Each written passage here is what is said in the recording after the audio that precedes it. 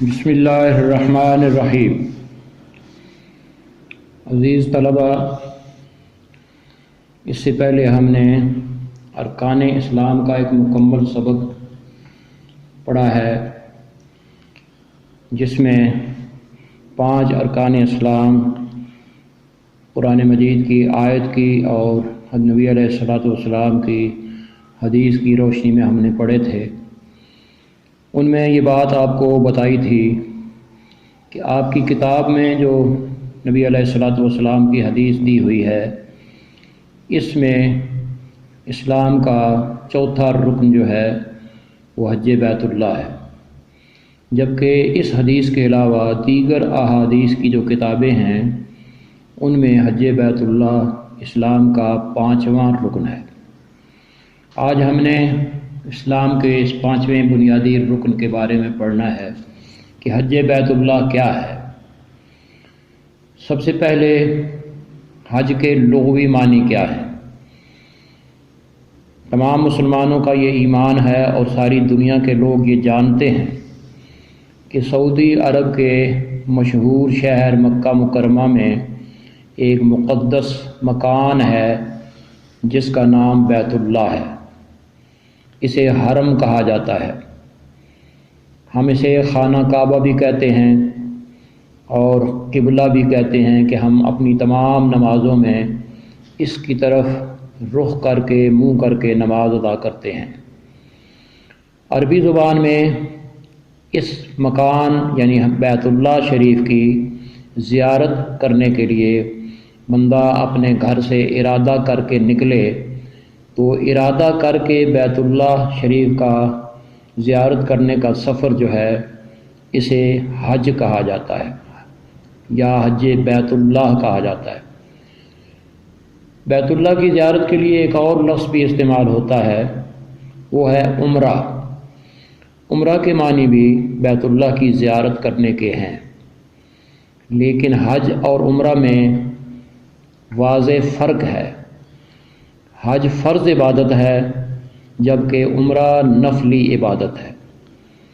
دوسرا فرق یہ ہے کہ حج مخصوص مہینوں کے مخصوص دنوں ہی میں ادا کیا جا سکتا ہے، جبکہ عمرہ ایک مسلمان سال کے سارے مہینوں میں جب کبھی بھی اسے توفیق ملے ادا کر سکتا ہے۔ شریعت کی اصطلاح میں حج بیت اللہ سے مراد یہ ہے کہ ایک صاحب استطاعت عاقل بالغ مسلمان مرد یا عورت اس پر زندگی میں ایک مرتبہ اپنے گھر سے چل کر بیت اللہ کی زیارت کرنا اور اس زیارت کرنے کے جو مناسک یعنی اہم کام ہیں وہ ادا کرنا، اسے حج بیت اللہ کہا جاتا ہے۔ یہ حج بیت اللہ صاحب استطاعت مسلمان پر زندگی میں صرف ایک ہی مرتبہ فرض ہے۔ آپ نے اقامت صلاۃ میں یہ بات پڑھی کہ ہر عاقل بالغ مسلمان مرد اور عورت پر ہر روز 5 وقت میں نماز ادا کرنا فرض ہے۔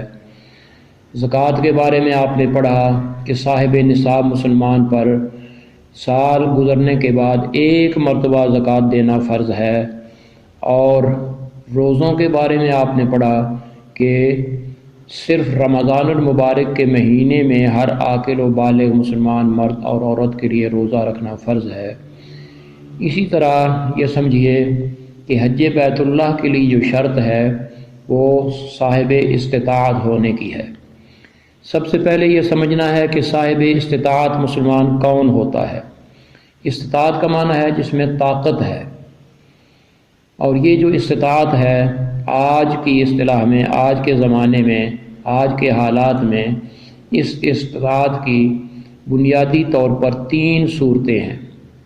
نمبر 1، مالی استطاعت ہونی چاہیے، یعنی عاقل بالغ مسلمان مرد اور عورت کے پاس اپنے گھر کے تمام افراد کے روزمرہ جو اخراجات ہیں، ان اخراجات سے فالتو اتنے پیسے موجود ہوں کہ وہ اپنے گھر سے چلے اللہ کے گھر میں پہنچے اور وہاں جو دن ضروری قیام کے ٹھہرنے کے ہوتے ہیں وہاں رہے، اور پھر حج کرنے کے بعد وہاں سے واپس اپنے گھر میں پہنچ سکے۔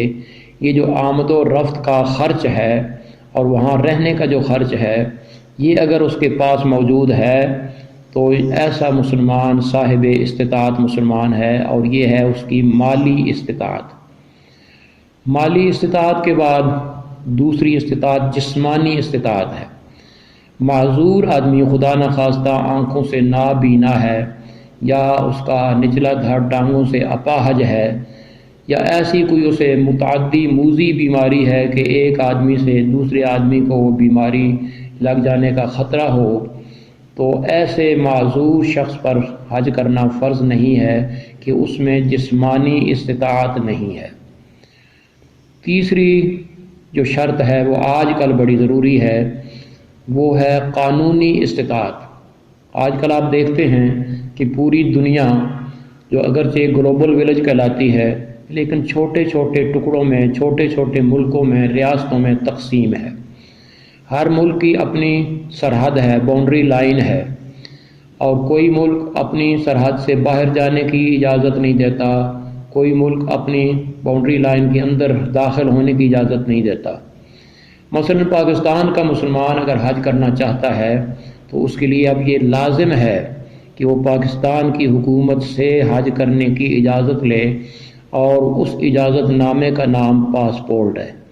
اگر پاسپورٹ مل جاتا ہے تو پاکستان کی حکومت کی طرف سے اجازت مل جاتی ہے۔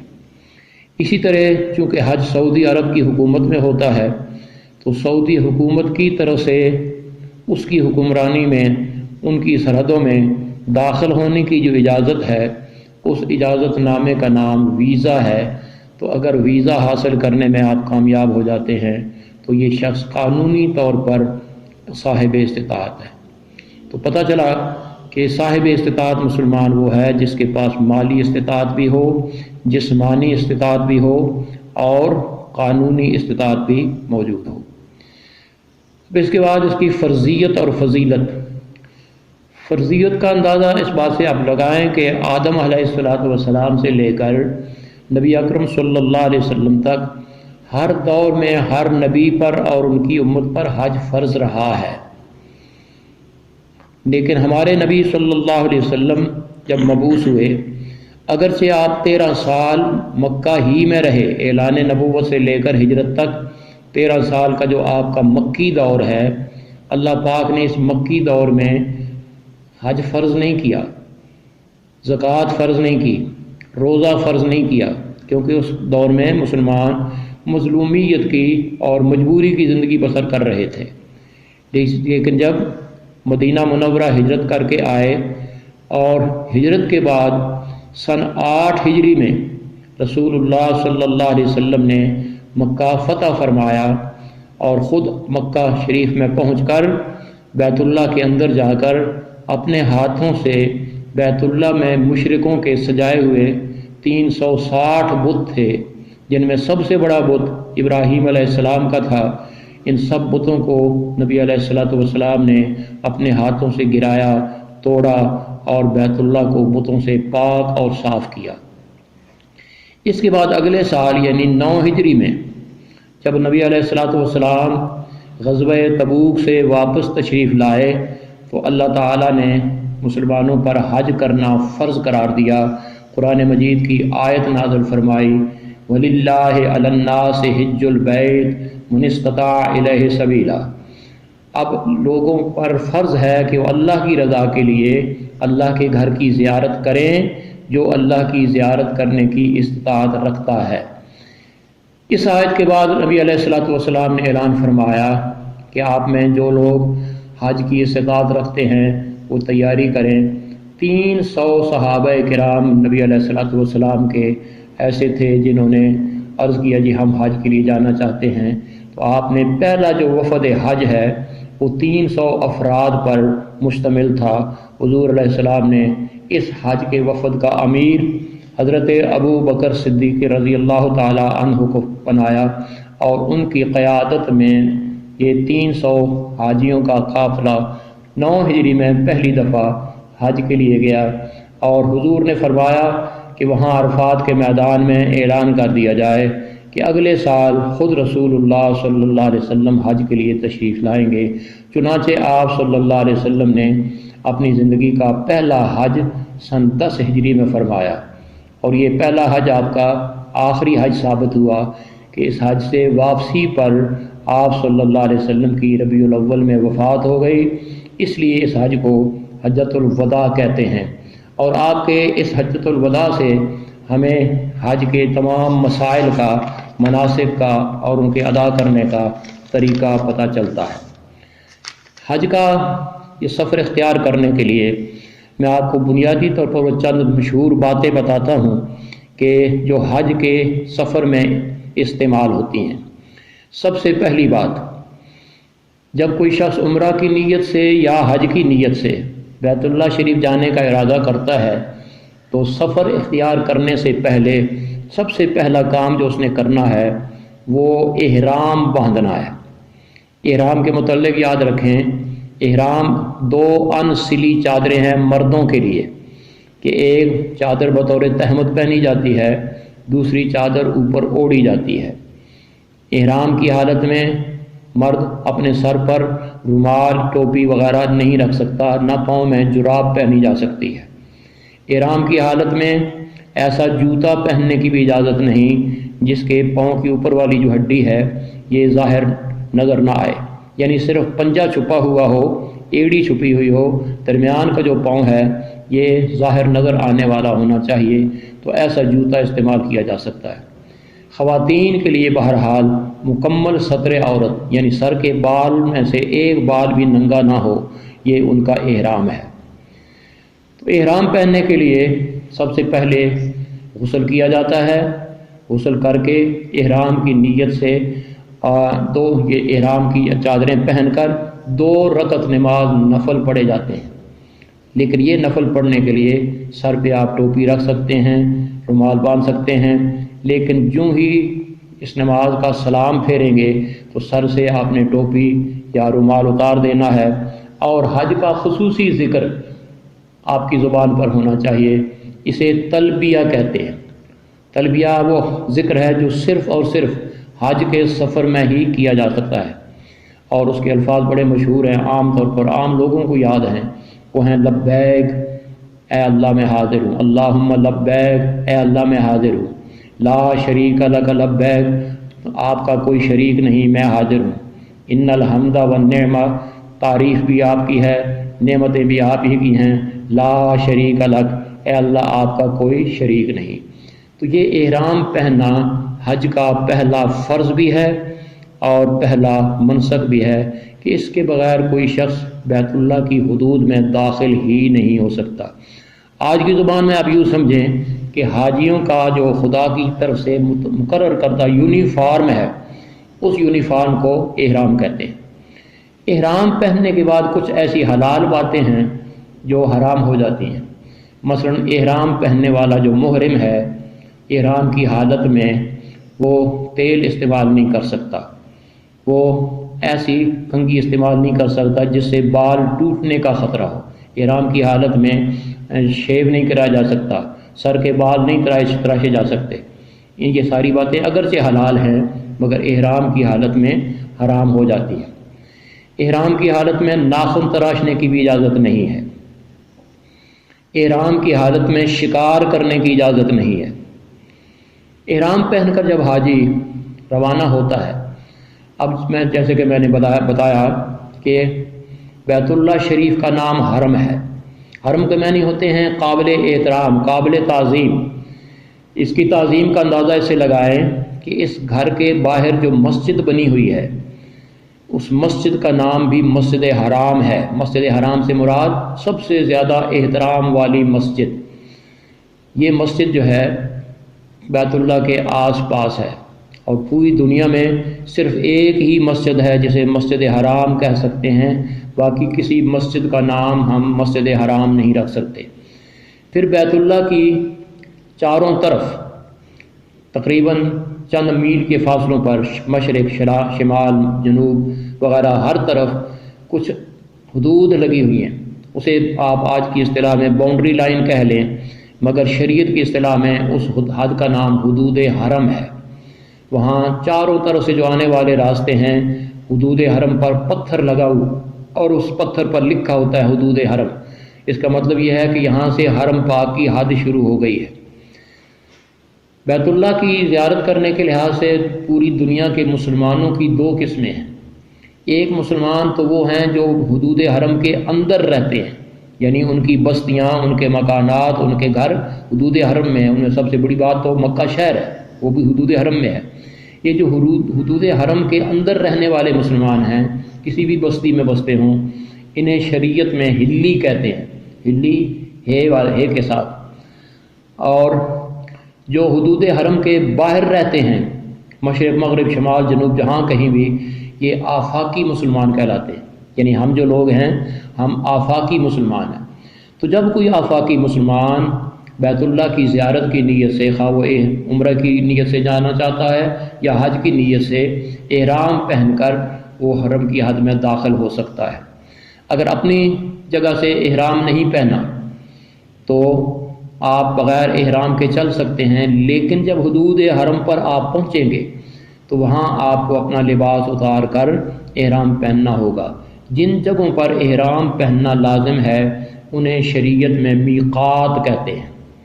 اب میقات جو ہیں یہ چاروں طرف مختلف سمتوں سے آنے والے راستوں پر ہیں۔ مثلا مدینہ منورہ سے اگر کوئی شخص حج کے لیے آنا چاہتا ہے تو مدینہ منورہ کے باہر ایک مقام ہے، اس کا نام پرانے زمانے میں جحفہ تھا۔ نبی علیہ السلام نے یہاں سے احرام باندھا تھا۔ آج کل اس جحفہ میں بہت بڑی بستی ہے اور اس بستی میں ایک کنواں ہے، اس کنویں کا نام ہے بیر علی، یعنی حضرت علی رضی اللہ عنہ کے نام پر یہ کنواں ہے۔ آج کل مدینہ سے آنے والوں کا میقات وہاں ہے۔ خود نبی علیہ السلام نے یہاں ہی غسل فرمایا تھا اور احرام پہنا تھا اور حج کی نیت سے یہاں سے روانہ ہوئے تھے۔ ہمارے ہاں جو لوگ سمندری جہاز سے جاتے ہیں، کشتیوں کے ذریعے جاتے ہیں، ان کا میقات جو ہے وہ جدہ ہے۔ جدہ کے راستے پہ ایک پہاڑی آتی ہے، اس پہاڑی کا نام ہے یلملم۔ جب اس پہاڑی کے قریب جہاز پہنچتا ہے، بحری جہاز یا کشتی، تو باقاعدہ سائرن بجتا ہے، حاجیوں کے لیے اطلاع ہوتی ہے کہ غسل کر لیں، غسل کر کے احرام کی نیت باندھ لیں، کیونکہ اب ہم حدود حرم میں داخل ہونے والے ہیں۔ عراق کی طرف سے آنے والے جو مسلمان ہیں ان کا میقات ذات عرق ہے۔ تو یہ میقات بھی ایک اصطلاح ہے جو حج کے لیے استعمال ہوتی ہے۔ حدود حرم میں میقات پر احرام باندھ کر مسلمان جو ہے وہ حدود حرم میں داخل ہو سکتا ہے۔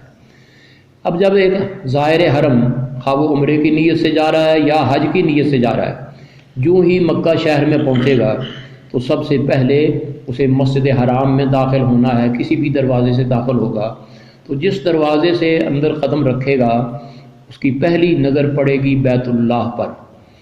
تو حکم یہ ہے کہ جو ہی بیت اللہ پر پہلی نظر پڑے تو کوئی کام نہیں کرنا، سیدھا وہاں چلا جانا ہے، اور بیت اللہ کا جو سب سے بڑا ادب اور احترام ہے وہ بیت اللہ کا طواف کرنا ہے۔ یاد رکھیے، طواف کرنا جو ہے یہ بیت اللہ کے مکان کے آس پاس 7 چکر لگانے کا نام ہے۔ یہ چکر ایک کونے سے شروع ہوتا ہے، اس کونے پر ایک بڑا مقدس پتھر لگا ہوا ہے، اس پتھر کا نام ہے حجر اسود۔ تو تمام زائرین طواف کرنے کی نیت سے اس حجر اسود کے سامنے اس طرح کھڑے ہوتے ہیں کہ جو بایاں کندھا ہے، بایاں کندھا حجر اسود کی سیدھ میں ہونا چاہیے۔ جب وہاں کھڑے ہو گئے تو حکم یہ ہے کہ اگر آپ کے پاس سہولت ہے تو سب سے پہلے حجر اسود کو بوسہ دیں۔ اگر بوسہ دینے کی سہولت نہیں ہے تو ہاتھ لگا کر اپنا ہاتھ چوم لیں۔ اگر زیادہ رش ہے اور آپ ہاتھ بھی نہیں لگا سکتے تو حکم یہ ہے کہ بیت اللہ کے اس حجر اسود کی طرف منہ کر کے، اپنا رخ کر کے اپنا ہاتھ اس کی طرف اشارتاً بڑھائیں اور اپنے ہاتھ کو بڑھا کر چوم لیں۔ اس عمل کا نام استلام ہے، یعنی بیت اللہ کے حجر اسود کو چومنا یا اشارہ کر کے اپنا ہاتھ چومنا استلام ہے۔ استلام سے طواف شروع ہوتا ہے اور طواف کے 7 چکر ہوتے ہیں۔ طواف کے ہر چکر کا نام شوط ہے، شین واو توئے۔ جب 7 چکر کسی حجر اسود پر ختم ہوتا ہے، 7واں چکر، تو اس کے بعد حکم ہے کہ وہاں آپ کو ایک پتھر ملے گا، اس پتھر کا نام ہے مقام ابراہیم۔ پرانے زمانے میں تو یہ پتھر عام طور پر بیر زمزم کے کنویں کے پاس پڑا ہوتا تھا، لیکن آج کل کی سعودی حکومت نے اسے بہترین شیشے کے خول میں بند کر کے نصب کر دیا ہے۔ تو حکم یہ ہے کہ جب کوئی زائر بیت اللہ کا طواف ختم کرے تو 2 رکعت نماز نفل طواف کے اس مقام ابراہیم پر پڑھے۔ مقام ابراہیم پر پڑھنے سے مراد اس کے دائیں طرف جگہ ملے، بائیں طرف جگہ ملے، پیچھے جگہ ملے یا آگے جگہ ملے، وہاں جا کر 2 رکعت نماز نفل ادا کیے جائے۔ چونکہ حج کے زمانے میں بہت زیادہ رش ہوتا ہے، اس لیے ہر شخص کو وہاں نفل پڑھنے کی جگہ نہیں ملتی، تو اس کے لیے حکم یہ ہے کہ پوری مسجد حرام کا جو سین ہے وہ مقام ابراہیم ہے۔ تو طواف ختم کرنے کے بعد وہاں جا کر 2 رکعت نماز نفل ادا کرنے۔ طواف کے بعد وہاں بالکل وہیں سامنے 2 پہاڑیاں تھیں کسی زمانے میں، آج کل پہاڑیوں کا صرف نشان ہے۔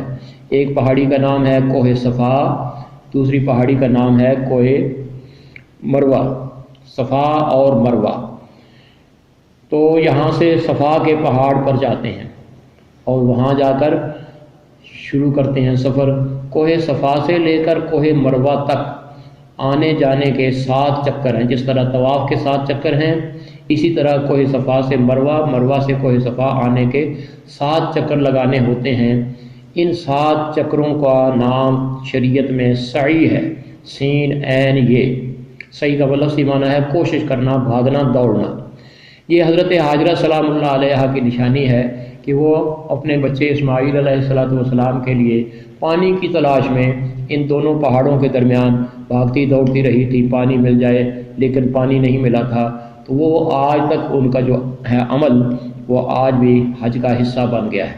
اللہ پاک نے قرآن مجید میں فرمایا ہے ان الصفا والمروہ من شعائر اللہ، صفا اور مروہ اللہ کے نشانات میں سے ایک نشان ہے۔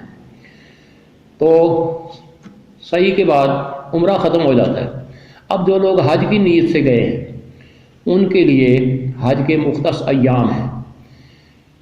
یاد رکھیے کہ جیسے کہ پہلے میں نے بتایا عمرہ سارا سال کرنے کی اجازت ہے، مگر حج کا سفر آپ سارا سال نہیں کر سکتے۔ حج کے سفر کے لیے شوال کا مہینہ، ذی قعدہ کا مہینہ اور ذی الحج کا مہینہ ہے۔ شوال کے مہینے سے مراد وہ مہینہ جس میں ہم عید الفطر کی نماز پڑھا کرتے ہیں۔ شریعت اجازت دیتی ہے کہ اگر آپ نے ارادہ کرنا ہے تو عید الفطر کی نماز کے بعد شوال کے مہینے میں آپ بیت اللہ جانے کے سفر کا آغاز کر سکتے ہیں۔ پرانے زمانے میں لوگ چونکہ گدھوں، گھوڑوں پر، اونٹوں پر یا پیدل یا کشتی پر سفر کرتے تھے، اس لیے بہت پہلے چل پڑتے تھے۔ آج کل تو ماشاءاللہ ہوائی جہاز کا زمانہ ہے، آپ اسی دن صبح یہاں سے چل کر وہاں پہنچ سکتے ہیں۔ لیکن یہ 3 مہینے جو ہیں شوال، ذی قعدہ اور ذی الحج، انہیں شریعت میں اشہر الحج کہتے ہیں، یعنی حج کے مہینے۔ حج کرنے کے دن جو ہیں وہ مختص ہیں، انہیں ایام الحج کہتے ہیں۔ اب آپ مکہ مکرمہ میں پہنچ گئے، آپ نے طواف کر لیا، آپ نے عمرہ کر لیا، آپ نے سعی کر لی، تو اب حج کرنے کے لیے 8 تاریخ کا انتظار کرنا ہے۔ ذی الحج کی جو 8 تاریخ ہے، اس 8 تاریخ کا ایک خاص نام ہے اور خاص کام ہے۔ خاص کام یہ ہے کہ تمام زائرین حج جو حج کرنا چاہتے ہیں وہ جہاں کہیں بھی ہیں، انہیں مغرب کی نماز سے پہلے اس مکان میں پہنچنا ہے۔ یہ مینا کا میدان ہے، مکہ سے باہر بہت بڑا میدان ہے، اسے مینا کہتے ہیں۔ اس مینا میں حاضری 8 تاریخ کو ضروری ہے۔ آپ یوں سمجھ لیجئے کہ حاجیوں کی اسمبلی ہوتی ہے، یہاں سارے حاجی اسمبل ہوتے ہیں، جمع ہوتے ہیں۔ مغرب کی نماز تک سب نے یہاں پہنچنا ہوتا ہے۔ اس 8 تاریخ کا شرعی نام یوم ترویہ ہے، تیرے واو یہ ہے، یوم ترویہ یعنی حاجیوں کے اکٹھا ہونے کا دن۔ تمام زائرین حرم رات اسی مینا میں رہتے ہیں، نمازیں یہیں پڑھتے ہیں، ظہر کی بھی، عصر کی بھی، مغرب کی بھی، عشاء کی بھی۔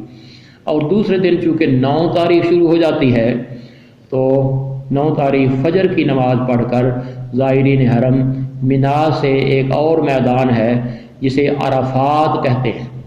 تمام حجاج عرفات کے میدان کی طرف چل پڑتے ہیں اور وہاں پہنچتے ہیں۔ بہت وسیع عریض میدان ہے، اور اس میدان میں حاجی جو ہیں وہاں جا کر اپنا اپنا قیام کرتے ہیں۔ اس 9 تاریخ کا شرعی نام ہے یوم عرفہ، عین رے فے ہے، اور 9 تاریخ کو عرفات کے میدان میں جا کر ٹھہرنے کا نام وقوف عرفات ہے۔ جیسے کہ میں نے ابھی آپ کو بتایا ہے کہ حج کا پہلا فرض جو ہے وہ ہے احرام باندھنا، کہ اس کے بغیر آپ حج نہیں کر سکتے، اور حج کا دوسرا اہم ترین فرض جو ہے یہ عرفات کے میدان میں 9 تاریخ کو شام تک ٹھہرنا ہے۔ اس شام تک ٹھہرنے کا نام وقوف عرفہ ہے۔ وقوف کا معنی ٹھہرنا ہوتا ہے۔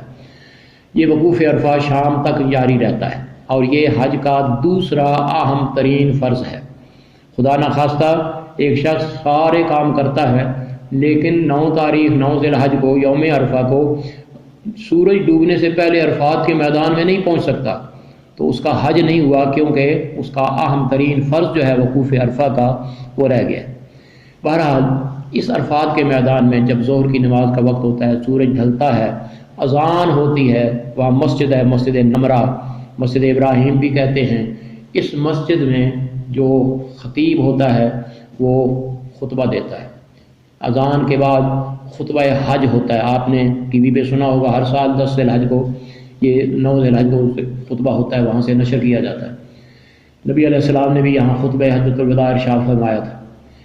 خطبہ ہونے کے بعد پھر مؤذن اٹھتا ہے، اقامت کہتا ہے، تو سارے لوگ امام کی اقتداء میں ظہر کی نماز ادا کرتے ہیں۔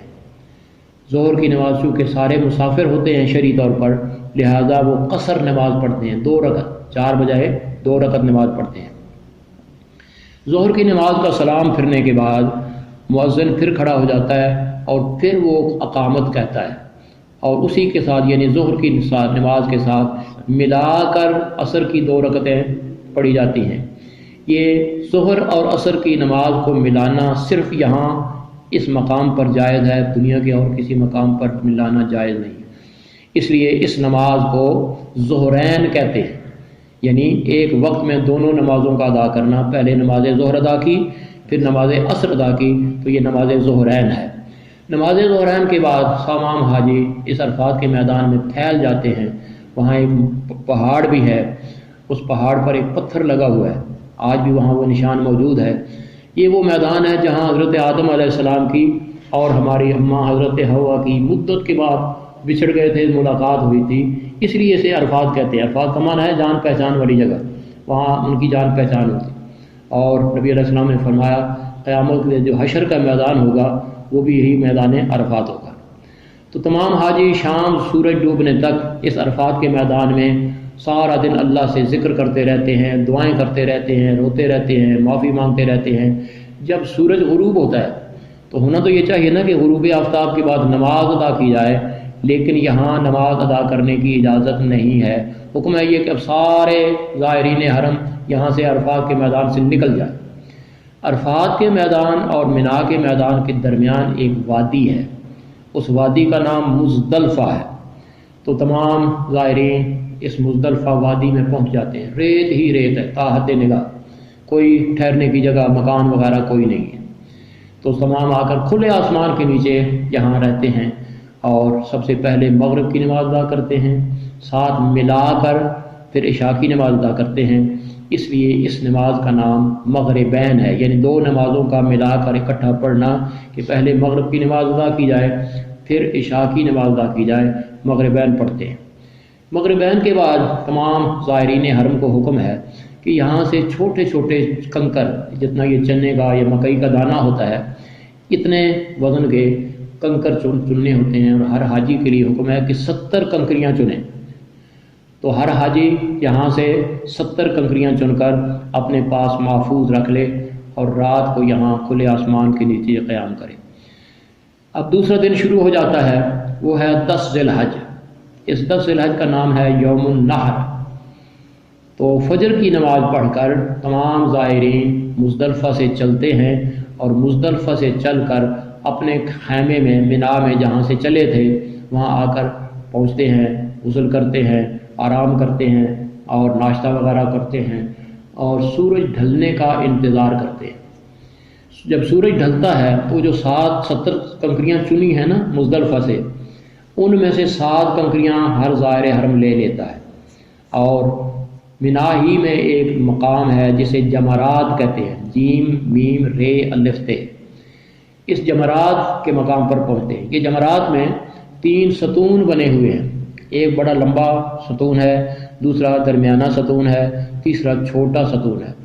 بڑے ستون کو جمرۃ الاولیٰ کہتے ہیں، درمیانے ستون کو جمرۃ الوسطیٰ کہتے ہیں، چھوٹے ستون کو جمرۃ العقبیٰ کہتے ہیں۔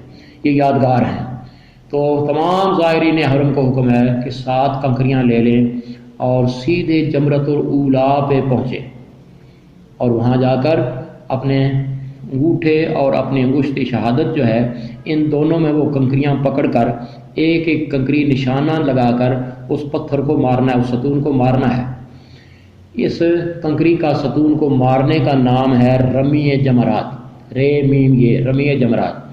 آج کل حکومت نے وہاں بڑا اچھا انتظام کیا ہے، کیونکہ اس پتھر کا لگنا وہاں بڑا ضروری ہے، اب سارے لوگ نشانہ باز نہیں ہوتے، اس لیے وہاں حکومت نے سہولت مقرر کی ہے کہ اس ستون کے نیچے انہوں نے قیف نما بنا لیا ہے کہ آپ کی کنکری اگر اس کے اندر گری ہے تو وہ نیچے جاتے ہوئے ضرور اس ستون کو چھو کر ٹچ ہو کر گزرے گی تو آپ کی رمی ہو جائے گی۔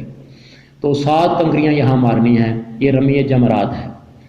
رمی جمرات کے بعد تمام زائرین کو حکم ہے کہ اب وہ ایک اور جگہ ہے جسے منہر کہتے ہیں۔ منہر کا معنی ہے قربان گاہ، جہاں حضرت ابراہیم علیہ السلام نے اپنے بیٹے اسماعیل علیہ السلام کو قربان کرنے کی کوشش کی تھی، وہ قربان گاہ ہے۔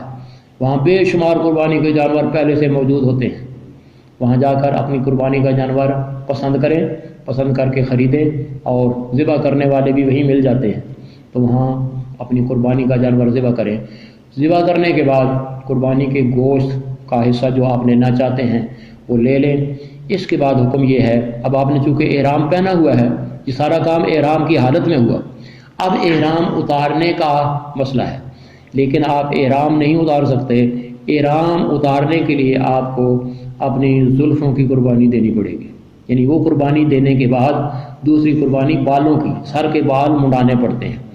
سر کے بال منڈانے کی 2 صورتیں ہیں، ایک صورت ہے حلق، حلق کہتے ہیں اس طرح سے پورا سر جو ہے صاف کرنا، جسے ہم ٹینڈ کرانا کہتے ہیں، اور دوسرا ہے قصر کرانا، یعنی کینچی سے چھوٹے بال کرا دینا۔ دونوں جائز ہیں، لیکن افضل صورت یہ ہے وہ حلق ہے۔ تو تمام زائرین قربانی کرنے کے بعد اسی میدان میں اپنے بالوں کا حلق کراتے ہیں یا قصر کراتے ہیں۔ اس کے بعد اپنے خیمے میں جا کر غسل کرتے ہیں، احرام اتار دیتے ہیں اور اپنا عام لباس پہن لیتے ہیں۔ اس کے بعد تمام زائرین کے لیے فرض ہے کہ مغرب کی نماز سے پہلے پہلے یہاں سے مکہ شریف چلے جائیں۔ منا سے مکہ دور نہیں ہے، پیدل بھی بندہ جا سکتا ہے۔ مکہ چلے جائیں اور مکہ جا کر بیت اللہ کا پھر طواف کریں۔ جو پہلا طواف آپ نے کیا تھا وہ طواف قدوم کہلاتا ہے، ابتدائی طواف، اور آج یہ جو 10 ذی الحج کو کرنا ہے اسے طواف زیارت کہتے ہیں۔ اور جس طرح میں نے پہلے بتایا کہ حج کے فرائض میں پہلا فرض احرام باندھنا، دوسرا فرض جو ہے وہ وقوف عرفہ، اور تیسرا فرض جو ہے طواف زیارت ہے۔ تو طواف زیارت کرنے کے بعد رات منا ہی میں قیام کرنا ہے۔ اب آگے 2 دن اور جو ہیں انہیں شریعت میں ایام تشریق کہتے ہیں۔ تشریق کا لفظی معنی ہے گوشت کا خشک کرنا دھوپ میں، یعنی گوشت کاٹ کر دھوپ میں رکھ دینا اور خشک کرنا۔ ان ایام تشریق میں 11، 12، 3 دن شامل ہیں۔ ان میں صرف ایک کام کرنا ہے، منا میں رہنا ہے، اور منا میں رہتے ہوئے سورج ڈھلنے کا انتظار کرنا ہے۔ جب سورج ڈھل جائے، ظہر کا وقت ہو جائے، تو جو کنکریاں چنی تھیں 70، ان میں سے 7 کنکریاں تو پہلے دن ماری، اب ان کنکریوں میں سے 21 کنکریاں چنی جاتی ہیں، اور پھر 21 کنکریاں اپنے پاس لے کر پھر جمرات کے میدان پر جاتے ہیں، اور سب سے پہلے جمرۃ العقبہ چھوٹا ستون اسے پتھر مارتے ہیں، اسی طرح جس طرح پہلے دن مارے تھے، یعنی انگلی میں اور انگوٹھے میں پکڑ کر اس کو مارنا ہے۔ 7 پتھر چھوٹے ستون کو، اس کے بعد آگے چل کر 7 پتھر درمیانے ستون کو، اس کے بعد آگے چل کر 7 پتھر بڑے ستون کو، تو یہ تینوں جمرات پر رمی کرنی ہوتی ہے۔ پھر واپس آ کر مینا میں قیام ہوتا ہے۔ دوسرا دن آ گیا 12 ذی الحج۔ 12 ذی الحج کو بھی صرف یہ ایک کام کرنا ہے، وہ تینوں جمرات پر رمی کرنی ہے۔ تینوں جمرات پر رمی کرنے کے بعد اگر کوئی زائر غروب آفتاب سے پہلے فارغ ہو گیا تو اسے حکم ہے کہ وہ اپنا سامان لپیٹے اور سامان سمیٹ کر مکہ شہر میں چلا جائے اور مکہ میں جا کر رہے۔ اگر ایک زائر غروب آفتاب تک فارغ نہیں ہوا اور وہ نہیں نکل سکا، اس کے لیے حکم یہ ہے کہ سورج ڈوبنے کے بعد آپ مینا سے نہیں نکل سکتے، پھر اسے رات کو مینا ہی میں ٹھہرنا پڑے گا۔ دوسرے دن صبح فجر کی نماز کے بعد پہلا کام یہ کرنا ہے کہ وہ 21 کنکریاں لے لے اور تینوں جمرات پر وہ رمی کرے۔ باقی کنکریاں بچ جاتی ہیں، ان کے لیے حکم یہ ہے کہ وہیں پھینک آئے۔ تو بہرحال 13 ذی الحج کو رمی کرنے کے بعد تمام زائرین مکہ شریف پہنچ جاتے ہیں۔ اب مکہ شریف سے اب واپسی کا پروگرام ہوتا ہے، ہر کسی کا جو ہے نا واپسی کا شیڈول طے شدہ ہوتا ہے۔ تو حکم یہ ہے کہ مکہ سے رخصت ہوتے ہوئے بیت اللہ کا آخری طواف کیا جائے۔ بیت اللہ کے اس آخری طواف کا نام طواف وداع ہے۔ تمام زائرین مکہ شریف کا طواف وداع کرتے ہیں، یعنی بیت اللہ کے گرد 7 چکر لگاتے ہیں۔ 7 چکر لگانے کے بعد سعی کرتے ہیں، یعنی صفا اور مروہ کے درمیان سعی کرتے ہیں، تو یہ حج کا عمل مسلمانوں کا ختم ہو جاتا ہے۔ تو یہ بیٹے میں نے آپ کو پورا حج کا طریقہ بھی بتا دیا، اور حج میں جو استعمال ہونے والی اصطلاحات ہیں وہ بھی بتا دی، اور حج کے مناسک بھی بتا دیے۔ اللہ تعالی ہم سب کو سمجھنے کی بھی توفیق دے، اور اللہ ہم کو حج نصیب بھی فرما دے۔